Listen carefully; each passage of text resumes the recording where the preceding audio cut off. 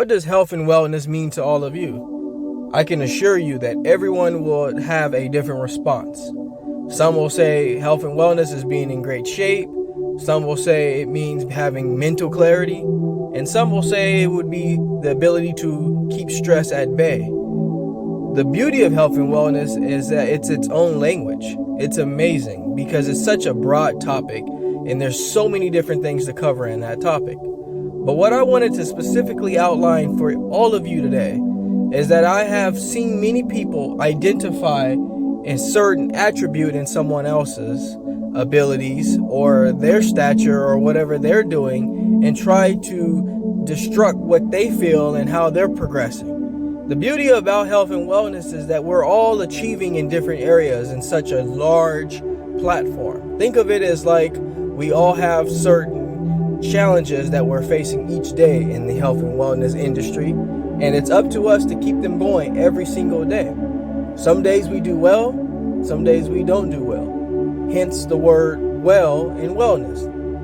But what I wanted to tell everybody is that there's a lot of critical people out there that are beating themselves up and they're beating someone else's life up because of the fact that they have this own definition of health and wellness. I really think the best thing is you layer out all the things in your particular life that is important to you, and that is how you justify health and wellness, not what someone else does.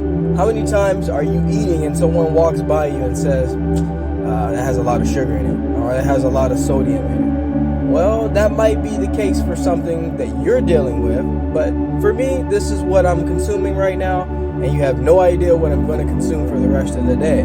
I see it all the time. It's like everyone's a pro in the health and wellness industry, and we cannot be, because we are all defined and genetically made up of different principles, and we have different sensitivities. We all cannot just follow one single guideline. It would be impossible.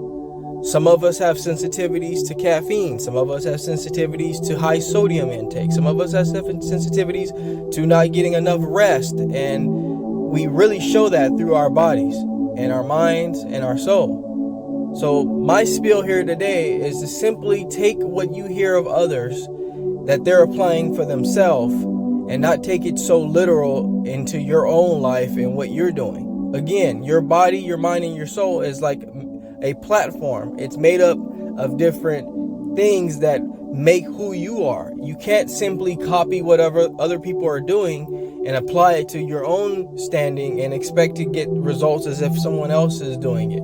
Of course, there are things that you can follow from other people. There are personal trainers out there who can help you get in a better shape. But overall, my overall spiel here today is for you to not compare so much to others. And I see that a lot in the health and wellness world because we spend a lot of time on social media, we consume content, and we start to balance their life with our own and try to incorporate their life and what they're doing with our own life and what we're doing. And we beat ourselves up day in and day out constantly about how much we don't achieve, the abs we don't have, and the things that we need to do better at. It's okay to set goals. It's okay to want to achieve those goals. But you have to do it at the pace that you were designed to do it at. You have to go at your own guideline. You have to develop the better strategy for yourself. So many times I see people trying to utilize the copy and paste mechanism, and that's just simply not going to work. You cannot copy and paste what you are inquiring about in health and wellness. What you should be doing, in my opinion, is you absorb what others are doing and you modify accordingly to you. For example, if you're watching a personal trainer working out, or you're watching a health coach on TV that's telling you these are the type of foods you should be eating, doctors, even doctors, for example, in their respected fields, they're going to give you their knowledge and they're going to tell you what's best for you. But at the end of the day, you're your own doctor, and you have to make up your own mind about what you're going to put in your body, what you're going to do for yourself. That is the key, and that is the principles we should always live by. As a person that's been in the health and wellness industry for quite some time now, I have seen many people try to take someone else's timeline and apply it into their own. And I can honestly say it's the quickest way to failure. You have to modify, you have to recreate. As hard as it sounds, as hard as it feels to have to take something that doesn't exist and rework that into something that works for you. Now, if you're not lost here, what I'm saying is it could be a diet plan. It can be a workout plan. It can be a way to enhance your career. It can be something that you've been wanting to accomplish for quite some time. You have to eventually create. There is no way around creation. Self-creation has never been as important as it is now. You cannot completely take someone else's copy and make it your own. So for all of you that are lost in your health and wellness journey, hang tight. It's going to take some time to get things right. If you're trying to get in shape, don't beat yourself up.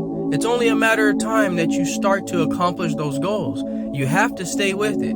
I have coached many, and I have told many different things about how to succeed in the health and wellness world. It's not just about finding some content online, copying and pasting it, and copying it to the T.